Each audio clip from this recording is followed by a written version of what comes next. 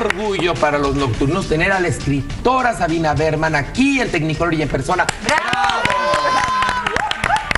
Qué gusto, Sabina, que estés aquí con nosotros. No, qué gusto estar con ustedes, oye. Oye, a ver, dime una cosa. Hacer teatro en nuestro país siempre es un lujo, siempre es un sacrificio. Pero, ¿qué tiene que darse para que alguien escriba teatro? Para mí nunca ha sido un sacrificio. Okay. Para mí ha sido el placer absoluto. Más bien padezco cuando estoy fuera de escena. Ajá. Cuando no estoy trabajando en el teatro y con la gente del teatro. ¿Qué necesita? Hay un problema de producción, ¿no? Por un lado tenemos un teatro comercial que suele ser muy chafa. Sí, con las grandes excepciones que se dan cada año, ¿no?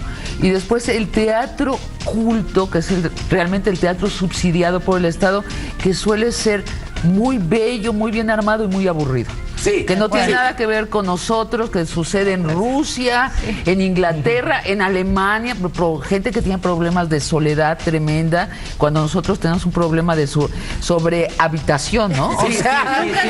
de gente amontonada, entonces vas a este teatro y dices, pues qué padre que ellos tengan esos problemas, ¿no? Pero a ti te ha pasado. Pero ¿sabes lo que lo que a mí me pasó es que yo decidí muy temprano que yo no quería ni de una ni de otra. Yo quería las ventajas del teatro comercial, es decir, la buena publicidad, que la gente supiera que están las obras, y quería el lujo del teatro culto, que son los magníficos actores, y el rigor de que, oye, quiero un reparto de 5 buenos actores. No quiero que para atraer público tenga que tener a un soquete que no sabe hablar. Sí, claro. ¿No? Esas son las cosas que hace el teatro comercial, que no las necesita hacer, pero hay como un vicio de no hacerlo bien. Ok, pero hay un problema en México. Entonces me produzco. ¿Tú produjiste Entre Villa y una mujer desnuda? Yo produje Entre Villa con Isabel Tardán. Ok. He sido socia de la mayoría de las producciones. En este caso, de la obra que vamos a hablar, no. Pero tiene el mismo esquema. Afortunadamente ya hay otras generaciones que están siguiendo ese modelo. Vamos a hacer teatro con el lujo del teatro comercial y con el lujo del teatro ya artístico. Entendí por qué entonces triunfas. Porque a ojo del dueño engorda el caballo. Por supuesto. Bueno, y además, el teatro es un arte. No es hacer salchichas. No lo es. Tienes que estar allí, tienes que saber del zapato del actor, tienes que saber que la luz es bella. Si no es bello el teatro, ¿para qué? Ahora, ¿no? Está Sabina Berman con El Narco Negocia con Dios, que están desde hace varios meses muy triunfadores en el Foro Shakespeare. Pero esta obra fue escrita años antes de que viviéramos lo que estamos experimentando los mexicanos, y parece que es como una premonición de Sabina Berman. Bueno, es que ya estaban los elementos allí, y a mí lo que me pasó es que fui con una obra precisamente con Feliz Nuevo Siglo, Dr. Freud. Por allí esos años fui a Guadalajara. Sí. Y estaba en un bar y se acercaron unos señores sombrerudos. Sí, me dijeron, oiga, nosotros sabemos quién es usted, ¿y usted a qué se dedica? Pues somos narcos. Así de plano, mucho gusto. No, pero ¿nacos? No, narcos. Pero además, la verdad es que no me lo tenían que haber dicho. Era como evidente. Traían así como una estrella sobre ellos que decía narco. Claro. Estaban muy orgullosos. Y estaba... era la segundo montaje de Villa, porque estaba conmigo Armendáriz, Pedro Armendáriz. Y estaban enamorados de Pedro Armendáriz. Además, se tomaron fotos con él, conmigo un poco menos. Ajá. Y entonces empezaron a platicar.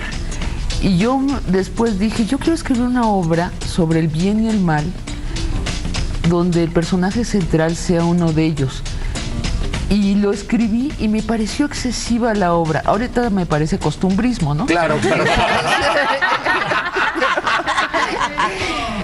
Y se trata de eso, se trata del bien y el mal. O sea, hay 4 mexicanos en escena, mexicanos contemporáneos, no caricaturizados. El personaje principal es el narco, el segundo personaje principal es un intelectual, un editorialista de la revista Proceso, donde casualmente yo también escribo. Ok. Entonces, y discuten qué es el bien y el mal. Y todos estos clichés en los que estamos envueltos en este país, que nadie cree, pero repetimos porque tememos equivocarnos, pues se disuelven en los primeros 5 minutos. ¿Cómo cuál? Sabine, ejemplo. ¿El narcotráfico es malo? Es la primera pregunta. ¿El narcotráfico es malo? ¿Qué es peor? ¿Un gobernador que vacía el erario o un empresario de la droga? La droga está estipulada como criminal. Yo vengo ahorita de Alemania, estuve en la Feria del Libro de Berlín y les pregunté al público, querían a fuerzas hablar de esa guerra tremenda de México con la que los europeos y los gringos hacen poesía, ¿no? Ellos no la están padeciendo, les gusta hablar de ella. Entonces, les digo, ¿cuántos de ustedes fuman marihuana? Por favor, levanten la mano. 8 de cada 10. ¿Cuántos de ustedes snifean coca? 6 de cada 10. ¿Quién de ustedes cree que eso es el diablo? Carcajada del público. Ok. ¿Cuántos de ustedes han tenido problemas con la policía? Carcajada. En Europa y en Norteamérica no es un delito en la práctica consumir droga. ¿Por qué nosotros inventamos que sí es un delito?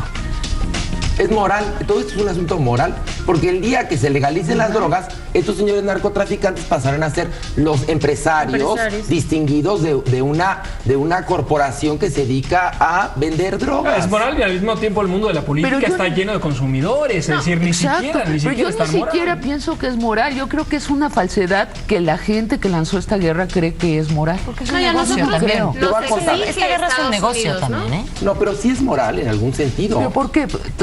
Si consideras que es malo, porque acuérdate, mira, alterar tu conciencia. Ok, no, y en un país primordialmente católico, lleno de atavismos como el nuestro, tu cuerpo te lo da Dios porque es tu templo que tienes que cuidar.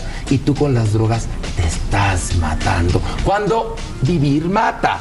Pero la derecha es el partido más consumidor de alcohol de este país. Sí, claro. Es la derecha. Sí, por supuesto. No, sí. Entonces, ¿cuál fue el templo de Dios? Es que yo no lo creo. Y la derecha viola niños también, ¿no? Sí, exacto. La iglesia todavía deja tú la Lo que pasa es, mira, yo entrevisté al autor del Cártel de los Sapos, que se llama Andrés López, y le dije, ¿tú crees que esto va a tener solución? Me dijo, claro que no, porque la misma guerra es un gran negocio. Claro.